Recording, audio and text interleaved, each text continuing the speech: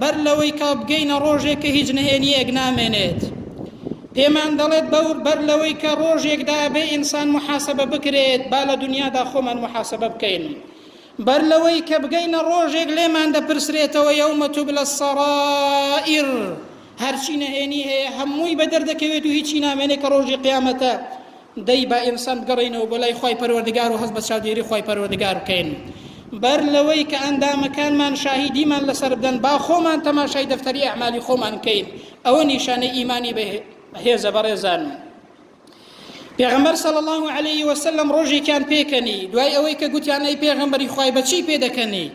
فەرمووی وەڵا بەوە پێکەنیم مناقەشەی ئینسانێک لە ڕۆژی قیامەتدا مناقەشە لەگەڵ خوای پەروەردگاردا دەکات.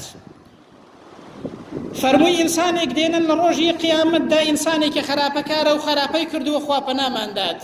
ئەو ئینسانە بە خوای پەروەردگار دەڵێت کاتێک کە محاسبەی دەکەن و لێی دەپرسنەوە، بەخوای پەروەردگار دەڵێ ئەی خوای پەروەردگار ئەتۆ نەتفەرمووە ئەمن زوڵم ناکەم لە هیچ بەندەیەکم؟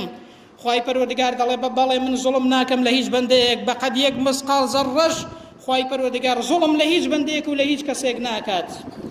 دەڵێ ئەی خوای پەروەردگار مادام وایە ئەمن هیچ شاهیدێکم قبول نییە شاهیدیم لەسەر بدات، ئەوە قبول ناکەم لەسرم نووسراوە دەفتەری ئەعمال و مەلایکەت و چی.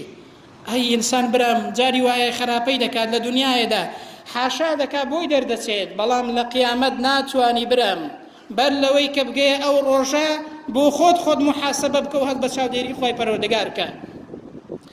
جا پێغەمبەر فەرمووی صلی الله علیه وسلم لەو ڕۆژێدا ئەو ئینسانەیە خوای پەروەردگار فەرمان دەکات کە دەمیدا دەخەن، مۆر و خەتم دەنێن بەسەر زمان و دەمیدا هیچ قسەیەکی پێ ناکرێت.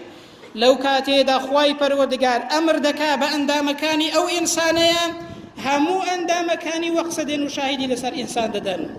سبحان الله، دەست و قاشی ئینسان دەڵێ برام ئەمن لە فلان ڕۆژەیدا فلان خراپەیەم کردووە، ئاو خراپەیەم کردووە، هەنگاوم ناوە بۆ ئەوەی زمانی دەڵێ ئەوەم کردووە، چاوی دەڵێ ئەوەم کردووە. هەموو ئەندامەکانی بە فەرمانی خوای پەروەردگار قسە دەکەن ئەو ئینسانەیە. ئەو ئینسانەیە تف لە خۆی دەکات، دەڵێ دەگ عەمرتان نەمێنێ، دەگ بە کورچن، ئەمن لەبەر خاتری ئێوە ئەو مناقەشەم لەگەڵ خوای پەروەردگار کرد کەچی ئێوە کە تەماشا دەکەی شاهیدی لەسەر من دەدەن. دەی برام والله ئەوە فەرمایشتی پێغەمبەری خوایە صلی الله علیه وسلم.